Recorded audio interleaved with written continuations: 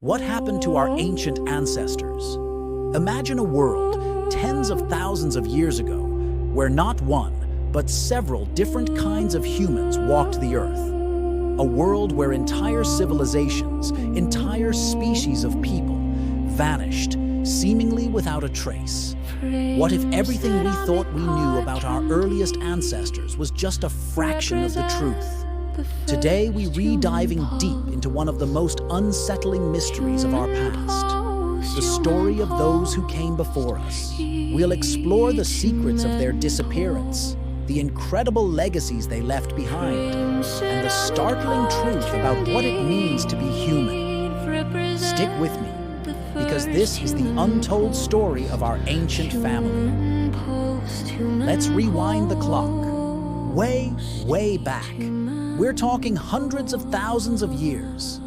The world is a vastly different place, a wild, untamed landscape sculpted by ice ages and dramatic climate shifts. Survival isn't just a goal, it's a relentless, daily struggle against predators, the elements, and starvation. And in this world, our story begins. This is the dawn of humanity's footprint. Long before Homo sapiens dominated the planet, there were others. Meet Homo erectus, the upright man, one of our earliest known ancestors to walk on two legs and harness the power of fire. They were pioneers, spreading out of Africa and across Asia. Their simple stone tools, like the Acheulean hand axe, were the Swiss army knives of their time. Versatile, effective, and a testament to their growing intelligence. These tools weren't just rocks. They were the first signs of technology, of culture being passed down through generations. Then came the Neanderthals. Far from the brutish cavemen of popular myth, Neanderthals were highly adapted to the cold, harsh climates of Ice Age Europe and Asia. They were sophisticated hunters, capable of taking down massive prey like mammoths and woolly rhinos. They cared for their sick and elderly, buried their dead with intention, and may have even had their own form of symbolic thought or art. Their brains were, on average, even slightly larger than ours today.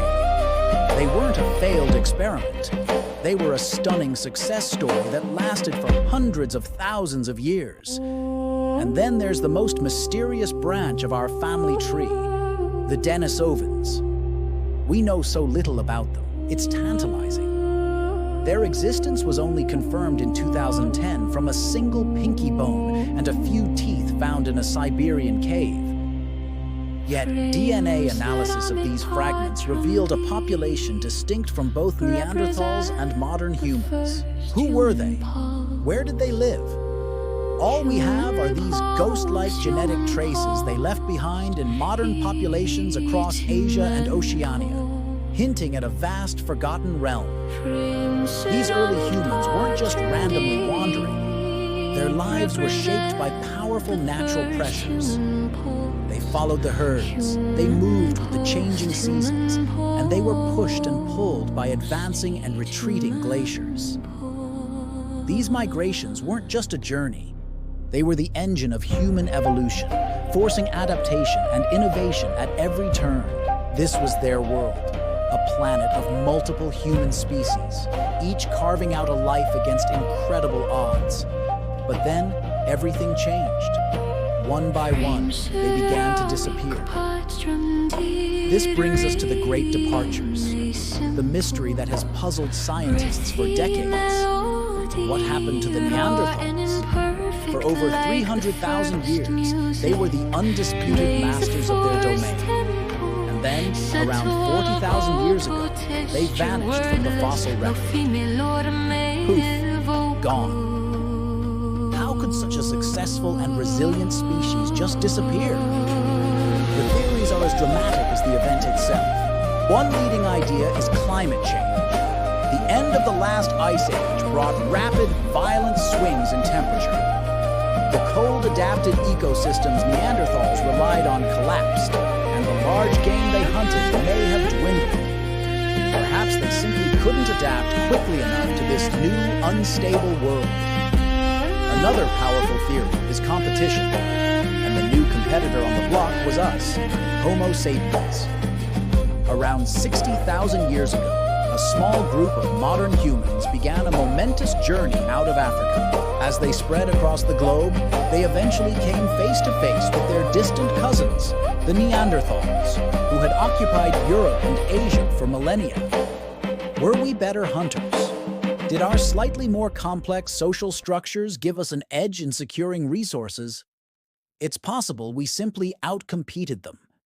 With a faster reproductive rate and more efficient hunting techniques, we might have gradually squeezed them out of the best territories until their populations were no longer viable. But the story isn't just about competition, it's also about connection. The most groundbreaking discovery in recent years is that we didn't just replace them, we interbred with them.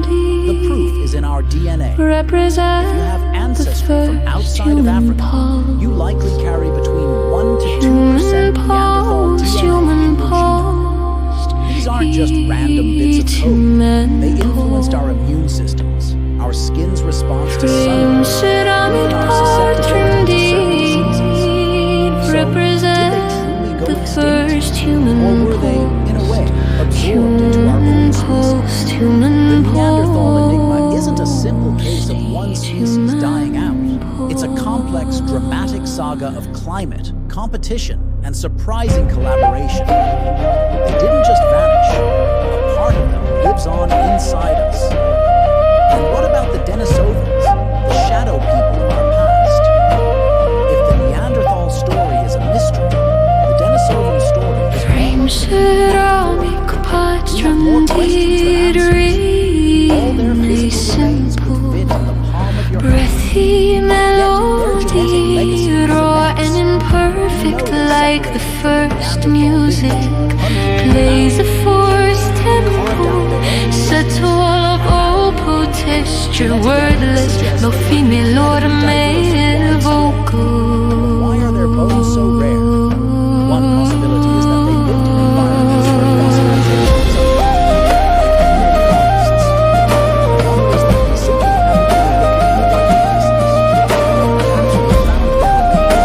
is that they simply haven't been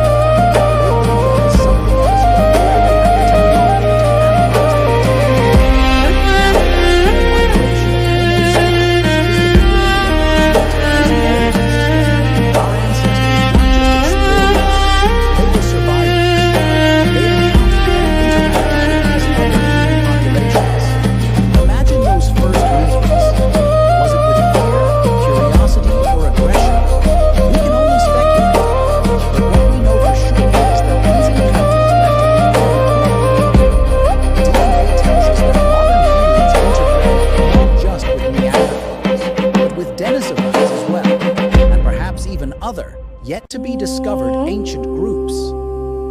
For example, some populations in Melanesia and Australia carry up to 5% Denisovan DNA. This genetic inheritance may have provided crucial adaptations, helping our ancestors survive in new and challenging environments.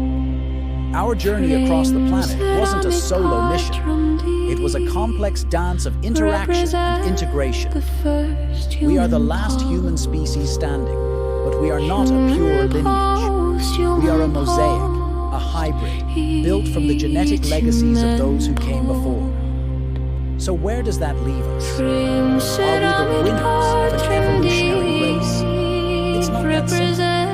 We are the inheritors. We carry the echoes of these lost worlds within our very cells. The Neanderthal genes that boost our immunity also make us more prone to allergies. The Denisovan gene that helps Tibetans thrive at high altitudes is a direct gift from our ancient cousins. We are a living, breathing archive of human history. The story of our ancient ancestors isn't one of failure, but of a rich and diverse human family that once spanned the globe. Their legacy is a profound reminder that our own existence was never a foregone conclusion. It was shaped by chance, by struggle, and by the surprising connections made in a world we can now only glimpse through fragments of bone and whispers in our DNA. We are the last of our kind, but we are not alone in our history. We stand on the shoulders of giants, Neanderthals, Denisovans,